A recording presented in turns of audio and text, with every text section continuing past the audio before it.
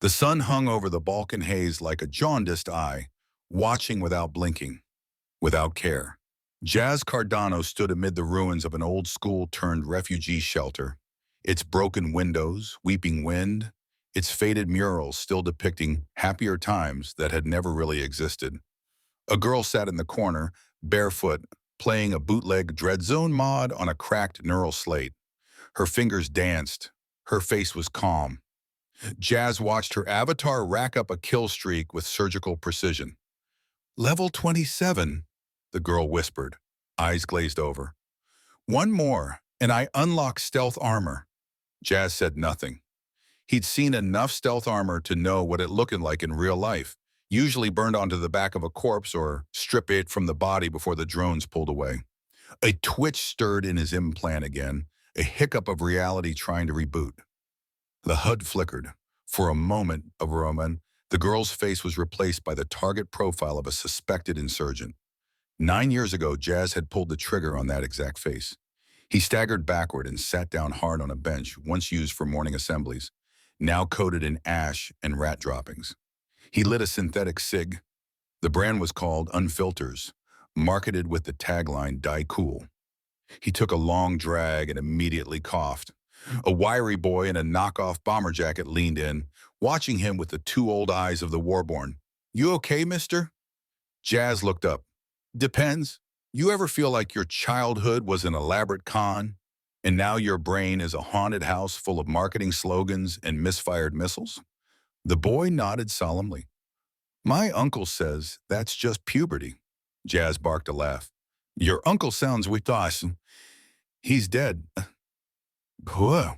Back at the Rogue Gamer's bunker, buried beneath a shattered shopping mall once called H&M, but now better known as Hell and Malware, Jazz and the Guild parsed fresh metadata scraped from packet sniffers. Screens buzzed, lights pulsed.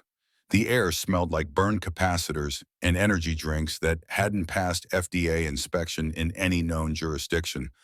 They're called beta leagues, muttered Hollow Skull, a pimply 17-year-old prodigy with a soft spot for hentai skins and a hard drive full of war crimes. Recruiters post them as closed tournaments, invite only. You get airdropped skins, top-tier hardware, sad tips for every mission.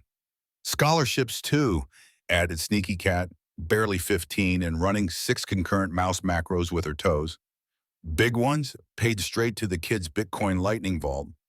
Only no one ever sees those players again after they win.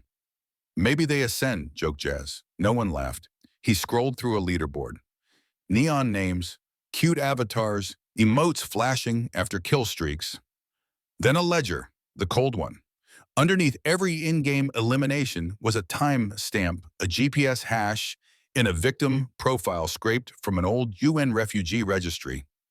Kaya's voice echoed in his memory. Ethics isn't about avoiding mistakes. It's about recognizing them before they become patterns. Jazz rubbed his temple. His neural implant hummed again, glitching just enough to be erotic if it weren't catastrophic.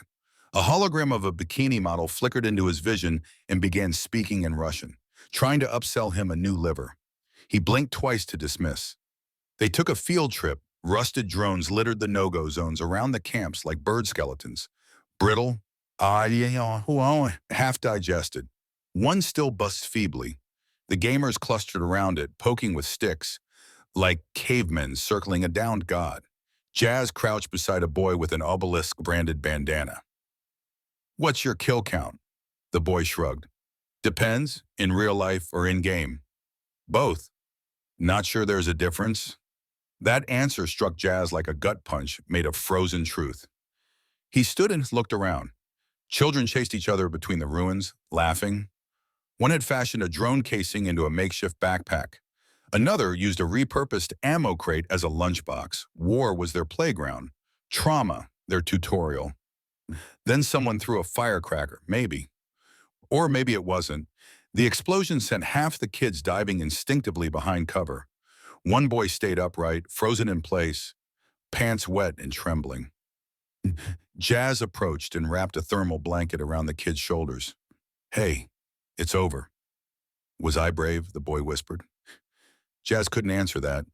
Because bravery wasn't supposed to look like piss-soaked shorts and tear-streaked cheeks.